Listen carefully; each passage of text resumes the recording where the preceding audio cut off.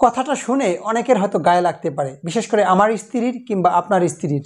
আশা করব আপনারা কেউ মন খারাপ করবেন না। এই কথাটা আমি আপনাদেরকে উদ্দেশ্য করে বলছি না, আমি বলছি দুনিয়ার সকল মহিলাদেরকে কিংবা মেয়ে মানুষদেরকে। আমাদের সমাজে একটা বিষয় বিদ্যমান, আপনারা হয়তো খেয়াল করবেন যে বউ আর শাশুড়ি নয় যেন সাপ আর বেজি। বউ তার শাশুড়িকে মোটেই সহ্য করতে পারে না, বিশেষ করে তার কথা। না, এটা কেন হচ্ছে? আরে ভাই, বউ আগে না শাশুড়ি আগে? আপনি দেখুন, একজন মা তার সন্তানকে অনেক কষ্ট করে লালন পালন করে, যখন সে তার সন্তানকে বিয়ে করে, যখন বউ আসে, তার বউর প্রতি একটা দায়িত্ব থাকে, কর্তব্য থাকে, তখন সেই কর্তব্যটা যখন মা পালন করতে যায়, তখন এই যে বউ এটা দেখতে পারে না, এটা হলো বড় সমস্যা। গতকাল আমি একটা বাসায় গিয়েছিলাম, গিয়ে দেখি যে মা বেড়াতে এসেছে 1 সপ্তাহের জন্য হয়তো কিংবা 2 সপ্তাহের জন্য, দেখি মা ফ্লোরে ঘুমিয়ে আসেন, একটা বালিশ দিয়ে, মশারি নেই, অথচ সন্তান আর বউ আরামসে খাটের উপরে ঘুমাচ্ছেন।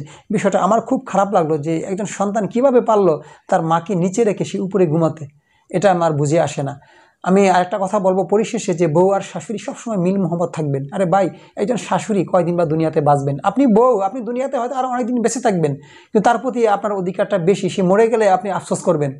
এই জন্য বউ শাশুড়ি কখনো ঝগড়া করবেন না। যেই সংসারে বউ শাশুড়ি ঝগড়া না হয়, মিল থাকে, সেই সংসারটা পুরোপুরি একটা জান্নাতের রূপ নেয়, ঠিক না? তাই আসুন না, আমাদের সমাজ থেকে বউ শাশুড়ি এই ঝগড়াটা আমরা বাদ দিয়ে বউ আর শাশুড়ি যদি বন্ধুর মতো চলা যায়, দেখবেন দুনিয়াতে এর চেয়ে সুখ আর নেই।